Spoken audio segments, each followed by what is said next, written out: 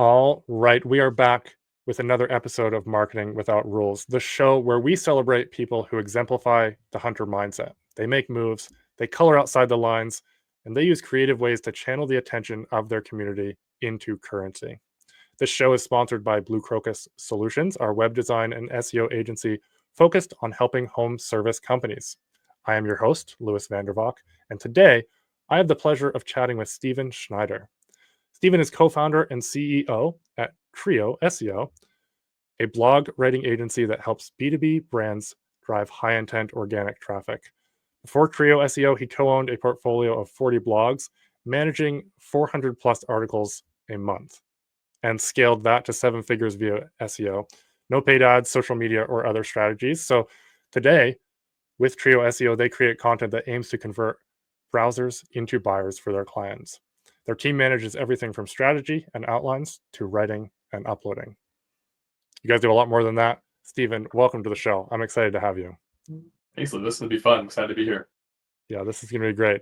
So we were chatting a bit off air. I knew your co-founders of Trio SEO, and then you joined the picture. Tell us a bit about what that was like. I couldn't find and I couldn't remember a kind of story. I know you've got the story that you have on all the podcasts where you're like, yeah, I did vlogs and then joined them. But what was kind of the background story? Did you reach out or did they reach out to you, or how did that go down? Yeah, so it's just kind of coming off of my first company and things that kind of, parted ways on that. And I took about a full year off and just kind of like tested a bunch of stuff, figured out what to do, had enough cash to pretty much last me a year of just doing whatever I wanted. And Yeah. so once that kind of ran its course, I was like, well, time to get a real job. Didn't know what to do, but obviously had to kind of, get my ducks in the line. So um, where else better to find a job than LinkedIn? So I went to LinkedIn and started sprucing up my profile and all this sort of random stuff that you would normally do when job hunting. And I started looking at it and noticed that it was turning into this social media profile, or at least a platform, and it wasn't what we would kind of remember old LinkedIn to look like and act It like. wasn't just an online resume anymore, right?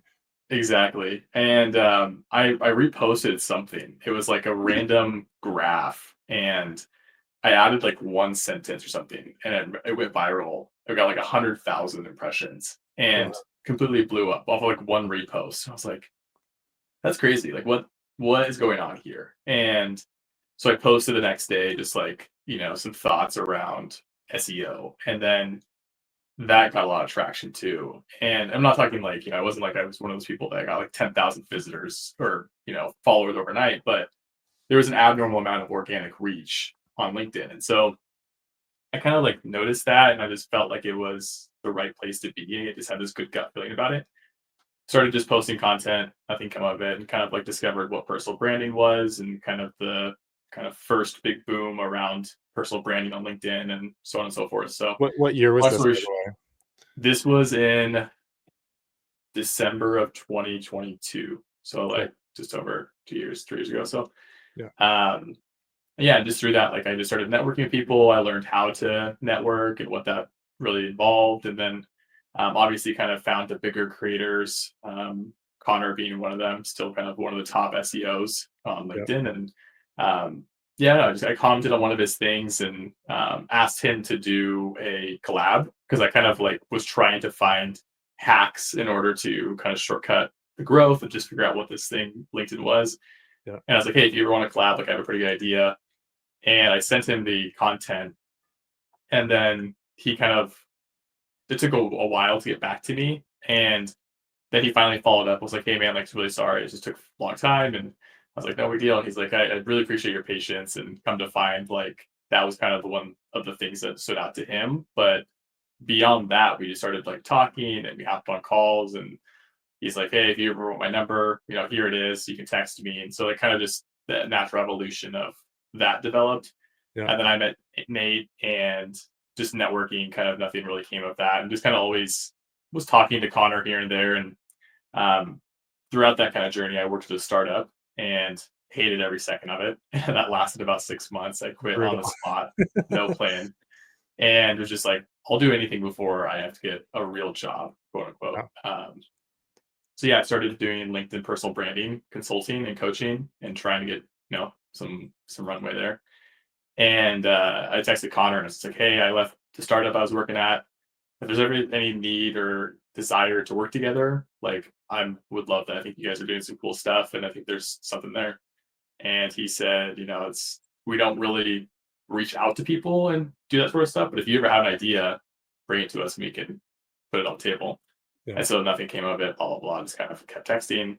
And then I was like, well, one day I was texting him, I was like, why don't you guys have an SEO agency? Like it makes so much sense from your brand, your portfolio, the old co. And he's like, oh no, we have it all mapped out. We have like a 20-page document. Like Nate and I sat down and like we have everything mapped out and how we would do it, but we don't have an operator, nor do we want to be an operator. And so I kind of pitched myself and I had the experience to, kind of go forward with it. And so that was kind of what we did, is it kind of just turned into this, like, went from like small talk and texting to almost like job interviewing slash like partnership conversations. Like he'd call me up and we talk for an hour and a half, just like on the phone. I'd go on a huge walk and he would too. And we just talk about like, what are your values? What are your life? Like, what are your goals? What do you want in a business partner? Like just kind of like all those things to kind of vet out who a internet stranger is. Yeah. And then I sent them like the contacts for my old partner so they could talk to them. It just kind of like went through the motions. So That's super interesting. What was there? So Connor and Nathan, like they've really. I mean, I followed some of their training on like the VA side, that sort of stuff, and they really like have a well-oiled machine. And they've yeah. made it clear like they need operators. They kind of get the system in place. Was that super intimidating? Was that exciting? Again, I told you that I was going to follow this conversation where it was interesting to me, but like I love it. partnerships are an interesting beast, right? And there's, Yeah. like, were you nervous kind of getting into it, or were you like, man, this is like awesome? Like, was there ever a point where you're like, Yeah, man, I don't know? it was a lot of emotions. I was really excited because like I had just come off the partnership with my friends and did that in college, and I really wanted to recreate that feeling, like Yeah, the wake up every day, excited to go to work, and like especially when I was growing the first company with my friends, it was like I personally worked from 3 or 4 in the morning until 8 or 9 o'clock at night. My wife had to like rip me away from my computer, so it was like that just addicted feeling to entrepreneurship.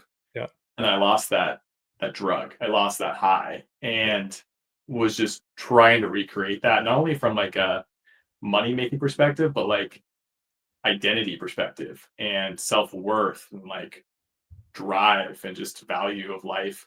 And so I was excited to have an opportunity to do that. I told them from day one, I was like, this thing, whatever we're making or whatever it ends up to be, could make us 60K a year salary. It could make us 500K a year salary. And I was like, whatever that number is, it's arbitrary to me. Where I kind of place my value is mentorship, and that's what I really am looking at from you guys. I was like, that's where I'm going to pull a lot of value out of this, is like coming to you with random questions or one-off things about investments or like anything that sparks my curiosity. yeah, I'll come to you with, and you kind of like need to give me that. That's kind of like my only prereq.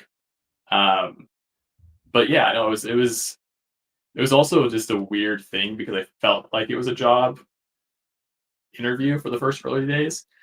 And then like we know when we started talking about like arrangements and like the marriage of legality when it comes to yeah, forming a business, um, I just told him straight up, I was like, I don't want to be an employee. Like I'll do this if we're partners. And that's how I have to view it mentally for me to feel invested and for me to like really sink my teeth into this.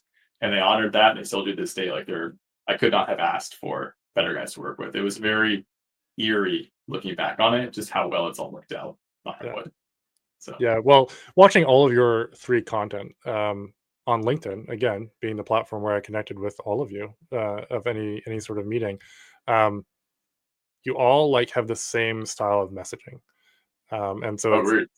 yeah, it feels, in the sense of, like, massive value with every post, whatever it is, whether it's about, Nathan posting about, VA stuff, whether it's Connor posting like some SEO stuff. Well, you and Connor mainly post SEO stuff. Yeah. Um, it's very I find it just very, it's like it's the same person writing the posts, slightly Oh, different weird.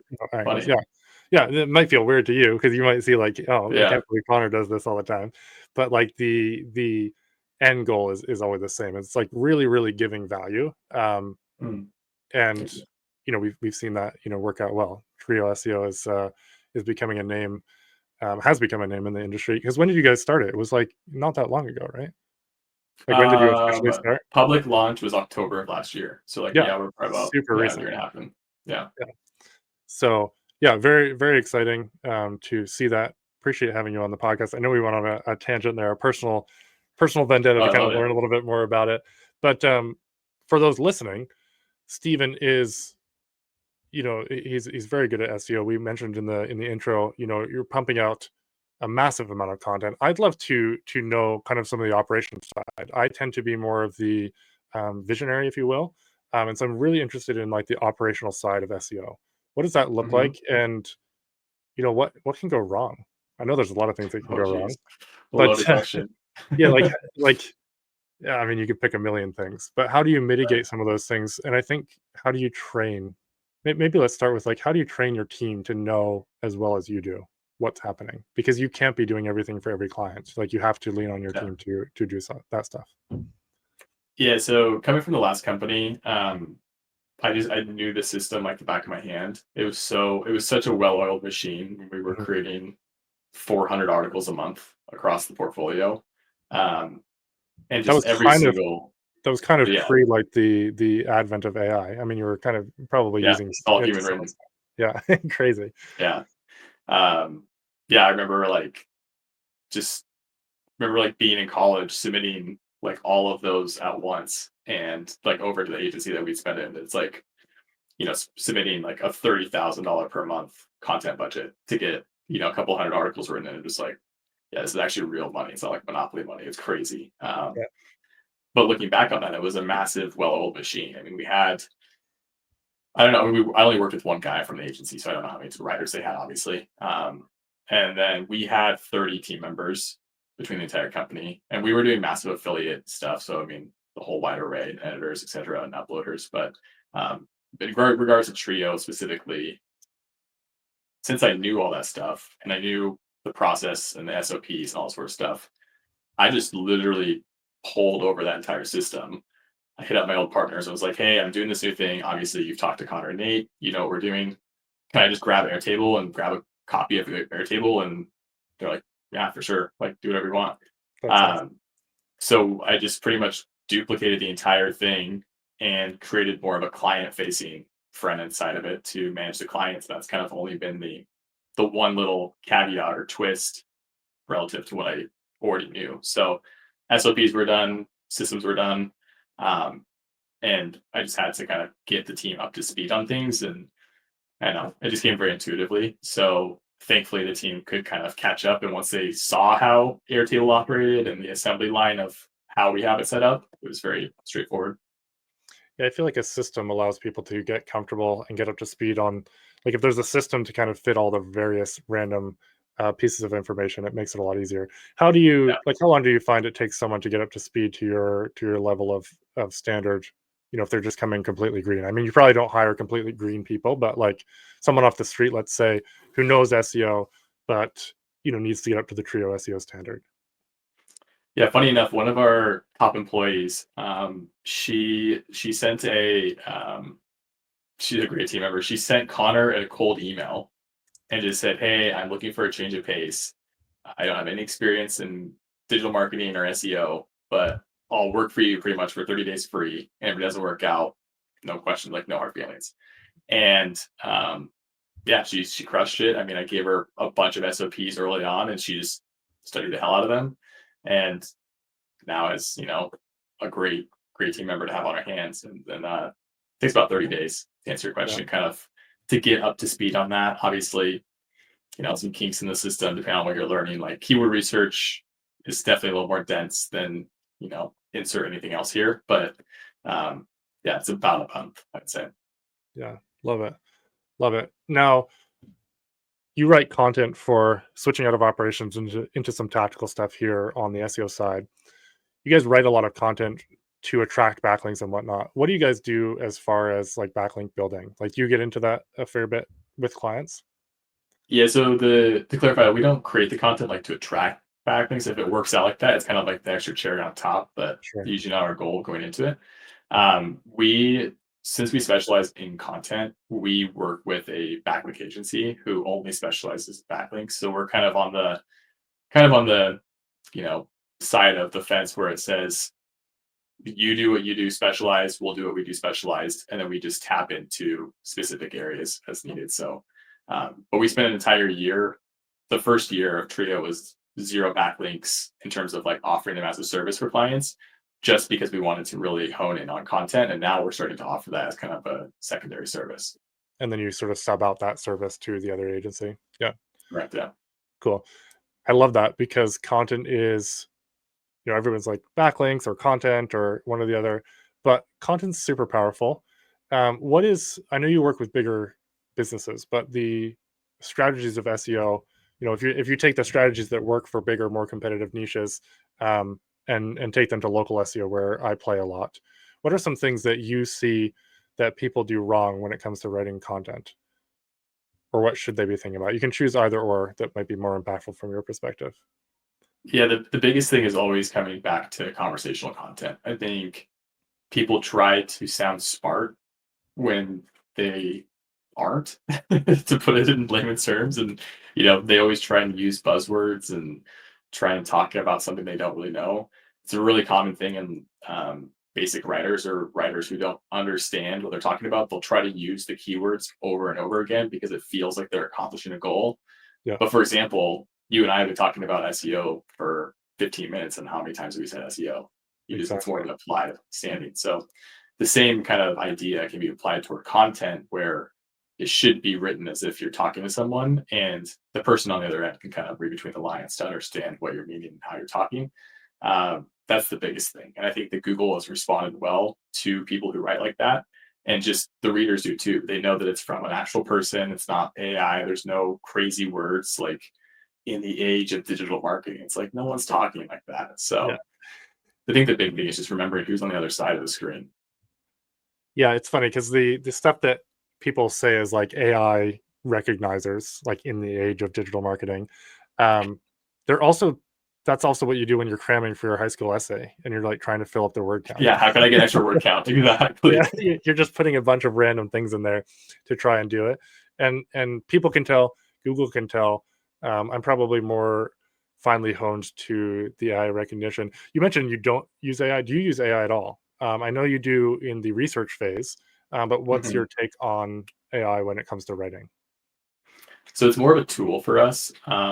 We look at it more as like, how can we create a brand brief to support the team and the writers? So I always like to refer to examples like, say that we work with a brand and they're like, hey, here's a 20-page internal marketing document around our brand tone, our guidelines, all this sort of stuff.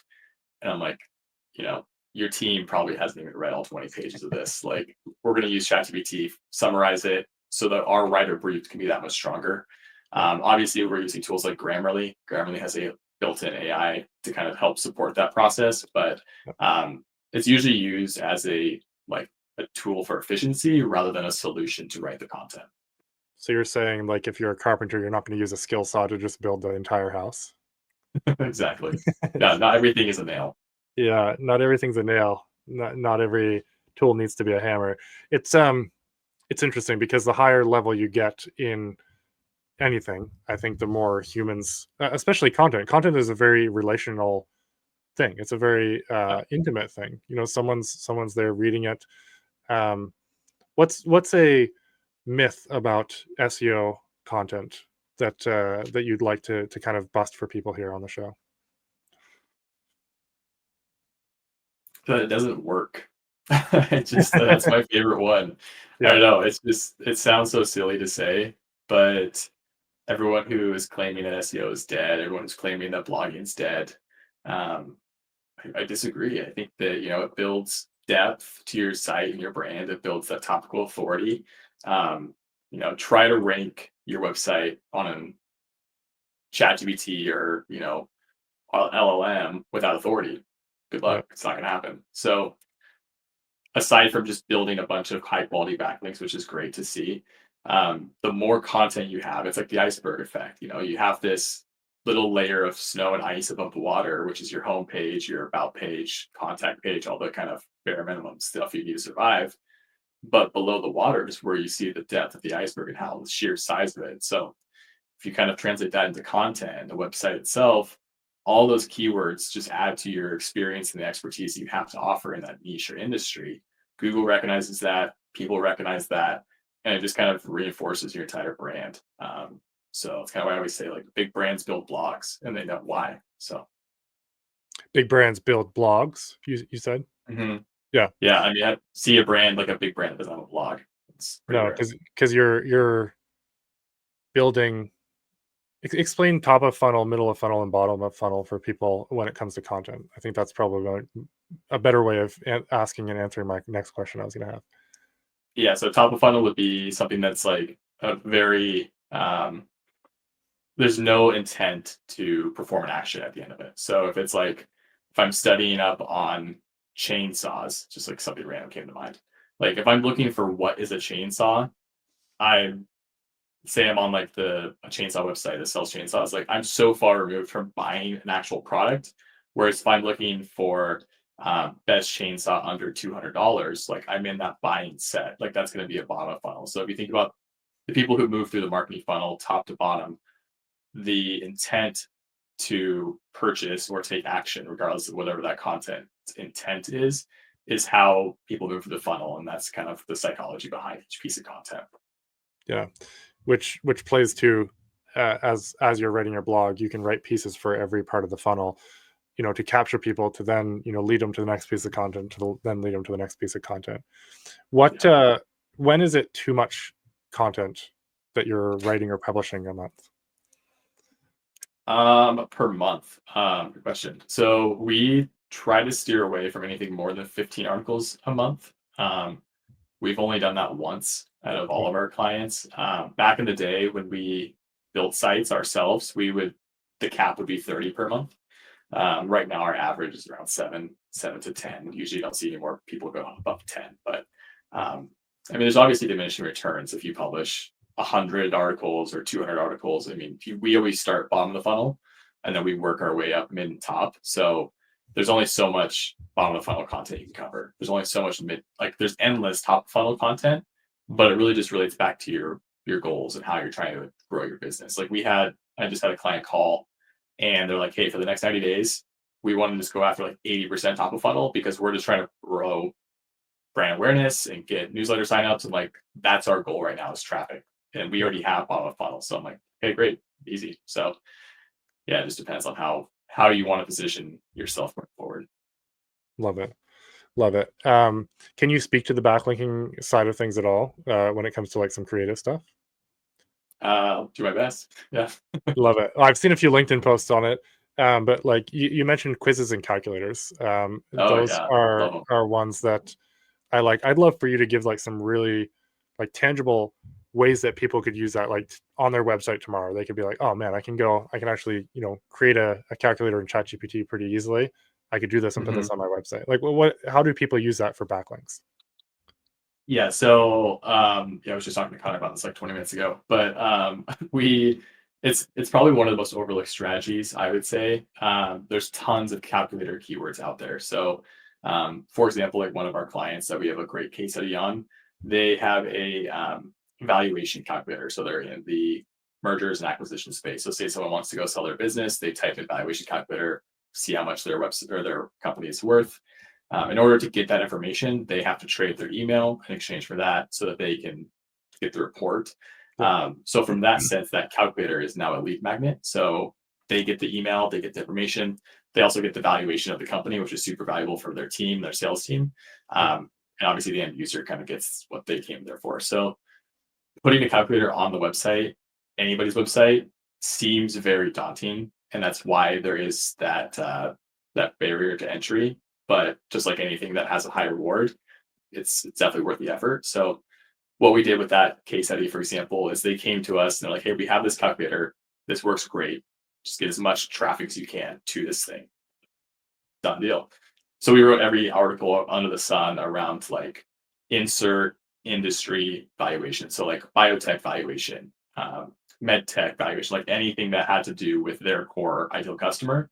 And then we just internally linked every single article to that calculator, and they get like over 50 leads a month just straight up from that process. So like if you can create content, drive traffic to said asset, and then exchange, some sort of lead metric from there on out, like just pump that over to the sales team and let them do the rest.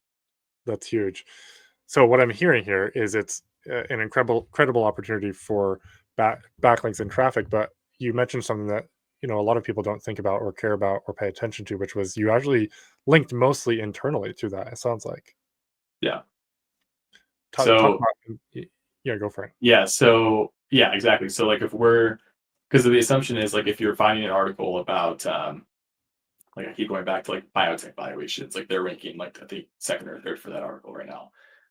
If someone's landing on that article to learn about like how to value their company and like what's the process look like for selling it, like all the EBITDA metrics, like whatever that article entails, it's a very natural transition to say, want to try out our calculator and see how much your company's worth. And so just from that metric right there, they see that call to action, they go directly to the calculator and they get to play with it. Not only is that kind of a great vehicle to get people to it, but the more content that we can create and the better that content performs, all of those internal links will then support the rankings of that page itself. So as the content that we create starts to perform and that drives results kind of independently, all of that traffic from those external pages then points there, and that's just kind of it's a flywheel. It's great. That's huge. Yeah, yeah. Internal linking is really overlooked Yeah, by a lot of it's people. crazy how many people like just don't do it. It's They're so like, easy. I'm going to spend so much time and I'm going to build this like Yeah, island, and hopefully someone comes, build it and they're going to come. But yeah. like, what if you could send people there? What's your standard for linking, to and from? Let's say you write a random blog article, you're going to find other articles on the website to link back to. You're going to find, other pages on the website to link out from that article. Do you guys have a standard for that? I think I know the Yeah. answer. So Yeah. yeah. So what we do is like from the time we onboard a client, we export all of their URLs into a spreadsheet, and then the team organizes those based on admin and hub and spoke. So like contact page, about page, that'd be like section admin. And then any of the random content that they have on their blog or service pages gets thrown into a hub and spoke categorization. Mhm. And then we assign a primary keyword to each of those URLs and maybe 2 or 3 secondary keywords, depending on the number of URLs. It's a lot of work. We'll just leave it at the primaries. And then our writers have that information on file, and they just open up that spreadsheet while writing so that they can look and see. And then we have them trained on like best practices and do's and don'ts for internal linking specifically. So that when they're writing articles, they know that like, hey, if you're writing an article about this category of content, make sure that you're linking these articles specifically. And more importantly, making sure that you're linking to this service page. We don't want you just kind of like guessing. So Yeah. it's very organized from day one, and then they know exactly what to do and what not to do. Amazing. Yeah, that's it's so important. I like that spreadsheet idea of kind of having like a database. We'll often use like the site operator, and then we'll do a search with that keyword to find Yeah. other pages that are ranking with that keyword on the site. I Yeah, like the that. spreadsheet's nice too because if you have a writer assigned to that brand or like that website over there, they kind of like almost accidentally start to memorize that spreadsheet. So then they know when they're writing what internal links are available. And they start to know what all the content is that's on the website, as opposed to just be like Yeah. looking at this one page. That's cool. That's cool. Talk about hub and spoke. You guys talk a lot about this in your content, that you share on LinkedIn and whatnot. But I think it's really valuable for people when they're coming up with like, well, let's take plumbing for example. I just do water heaters. Like, what else is there to talk about? Oh, geez, I can talk about plumbing forever. My old partners used to own a massive HVAC site. I love So, it. I mean, it's like very closely related. But yeah, I mean, like you just kind of break it down into, I always like to think about like if you went to Home Depot or, anything like that, like just like you'd see the categories at the tops of the aisles, that would be the kind of like overarching hub with all the categories below that being the spokes. So if you're in the um, lighting or electrical aisle, like you're probably going to see like fixtures or light bulbs or anything wiring. So like those are the little kind of like in between pieces. The Yep. kind of same idea applies to content. So like with the Trio SEO website, which we have like a blog and we treat like one of our own clients, we have a B2B category for our blog, and then we have B2B service pages, and that could be about B2B SEO, B2B blog writing, et cetera, et cetera. And each of the blogs within there would be about like B2B keyword research, B2B internal linking. Like I'm just making stuff up right now, but you can kind of see how there are substrings nested within the overarching topic. And then as you're writing that content, blogs link to service pages, and service pages link to blogs, and it's this very like cohesive web, which is great for Google and users. Amazing. Thanks for explaining that. What's the biggest issue that you see with people's sites when they come over to you? Internal linking is a big one. It's always one of those things where we either will have to redo it, meaning like it's never been done and we'll just have to do it from scratch, or it's done, say, halfway and there's like one internal link per page. It's like, okay, now we have to go back through and like figure out what's internal linked, add more. The other thing is just CRO and UX. Like we're not a conversion rate optimization agency, nor are we like a user experience agency, but it's so easy to not have a bad looking blog or anything like that. And so we'll, as part of every client, as one of our free services, we do a complete audit of all the major categories of their website. So navigation menus, footers, homepage, about page, contact page, blog, category page, blogs, etc. And the team and I just rip them apart, like red pin them, and just say like, your images here are blurry, like this is what's lacking. It's kind of like a set standard process now, but we just kind of take an unbiased, untrained eye to that as if we're their ideal customer and try to pinpoint stuff. And it's like, hey, do you know that when I'm scrolling, like your newsletter call to action at the top just disappears within 1 second? Like probably put that as a sticky bar at the top. So little things like that people don't think about, which really does impact. And the last thing I would say is like your EAT signals. So like, the experience, expertise, authoritativeness, and the trustworthiness. That kind of like encompasses your entire set. That was one of my questions. Let's roll into EAT. Nice. And what makes Google want to eat up your content so that it can serve it up. But yeah, how can people really have that show up on their content, on their website? And what are some of the like checklist items that you guys use to really make sure that those are hit? Yeah, the easiest thing is just making sure there's a face, like an author bio, right at the top of the page. So easy to implement, so easy to do. Everyone wants to push it to the bottom and just like leave it for the last little like bit information, but we put ours right top in front. Even though the opposite, like have you tested it either way? I have not, but I just try and think about it from like what would I want if I was Google, and like I would hope that within seconds of a user land on the site, they're met with who wrote this article, and like you should have like date, published date, last updated if possible, author, bio, and like anything about the credentials of that person, which builds into why do they have the authority to speak on this topic and cover this with some depth. So like even with my bio, like I obviously don't write all the content on the Trio blog, spoiler, but I am the face of it. And so for that reason, I have a bio about my credentials, and I actually even link to my LinkedIn in that bio, so people know that I'm not an AI bot or something like that. The other thing is images, and making sure that your images either don't suck, like don't make them blurry, don't oversize them, don't have them take up half your page, and making sure that they like fit with whatever dimensions you have on the site. And other things are like big walls of text, to avoid those, right? Like choppy, like 1 sentence or 2 sentence structures, just to, kind of speaking sentences out loud.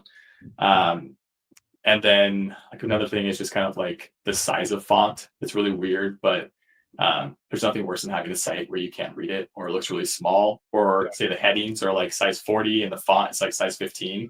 So it just has to have some fluidity in how it's all kind of looks and presented. What's your favorite font size for text? We do 16 to 18 for all sites. Cool. So it depends on the width also, I would say. Like if it's a really skinny, like I try to say like the best width is 960 pix, like anywhere from 960 to 1100. Anything smaller than that, I would inversely relate the font size. So if it's like really skinny, like you don't want massive font because then it's Because going to then you push it just have down. like one word on Yeah, each. exactly. Yeah. Yeah. So Interesting. just weird stuff like that.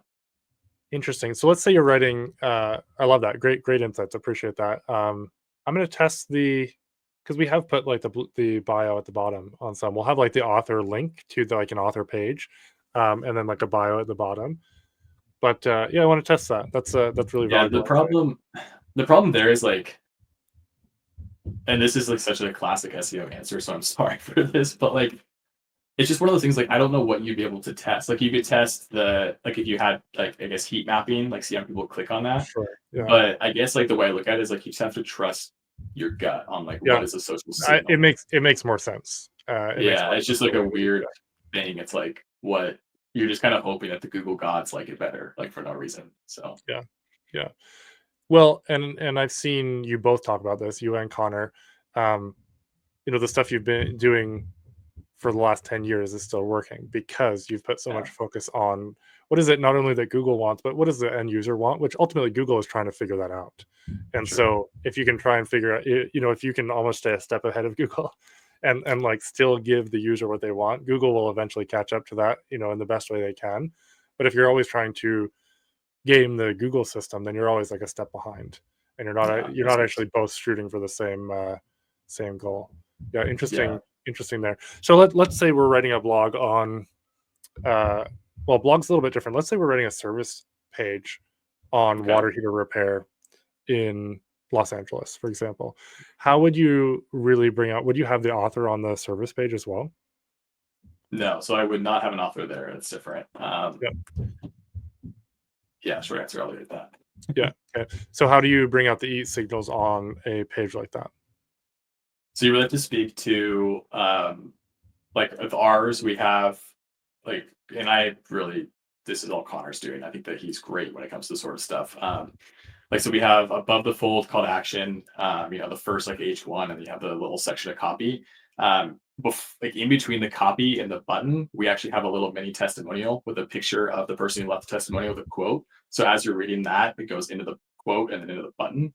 And then below that, before you can scroll, like partial to scroll, it's all a featured banner of brands and logos of like brands like trusted by, etc. Yeah, And then that kind of just immediately goes into like social trust, social proof, linking to reviews we have. Like we also have video testimonials, and that goes like as a YouTube call out within that section too. And then just speaking to more about like your process, your experience, your expertise around that. Like if you're a plumber, you're probably like, I've been a plumber for the last 20 years and blah, blah, blah, blah, like kind of speaking to all that sort of stuff. Um, and then obviously if you have like Google reviews or, review pilot, test pilot, like trust pilot, it's kind of just how do you incorporate that sort of stuff yeah. without making it seem like it's messy. Like I think that that's a huge thing too. Is just like the clean and clear segue from talking about call to action, trust, services, offer, trust, and just kind of like trying to naturally bake it in as they're Yeah. moving down. You guys do a really good job at making really clean, easy to read pages. Like if you Thanks. go to Trio SEO, anybody who's listening, and you should, because just to learn like what they're doing, if nothing else, hire them too. But you guys have like a massive amount of information in the footer, for example, and like you Yeah, lay out some of your different stuff, but it's like so clearly organized that it's actually like really helpful, and you're grateful that you've done it because you're like, oh, they have all this stuff on their site. Wow. yeah, Okay, cool. But it's like super easy to scan. Your blog posts are super easy to scan. So you guys are crushing that, and that's why I'm thanks. asking some of these questions as a student here as well. Yeah, yeah. The footer's another thing too. Like people always underutilize the footer. Um, but yeah, you can almost treat that as if it's like a whole separate page, depending on how much information you want to show or not show. You typically just use like nav links in there to kind of explain where people can go. Yeah, exactly. Like we have a ton of pages on our site, not counting the blog. So we actually took some out of the top nav bar because we have like I want to say like 15 service pages or Yeah, probably around there, just based on different keywords we want to target. yeah. We only have 3 in the nav bar, and It's then all super the clean. extras are overflow. Yeah. Yeah, interesting. Interesting. I'm just So looking. the priority ones at the top are the ones that like we care most about, like B2B SaaS, and I think there's like blog writing or something standard up top, and then if you wanted to go and kind of see the full suite, that's kind of where you'd go at the bottom. What's your yeah, it's fantastic. That's exactly right. I'm looking at it now. You've got the 3 there, and then you've probably got, I don't know, 30 different links that people can follow. It might even be Hmm. more than that. But it's so well organized. It looks good on mobile and desktop. It's really cool there. What is your take on showing pricing on a website? I know you work with more B2B, so it's probably way more relevant, but maybe step into a role of a home service company as well. Take on pricing. I've got my theory. I'd love to hear yours.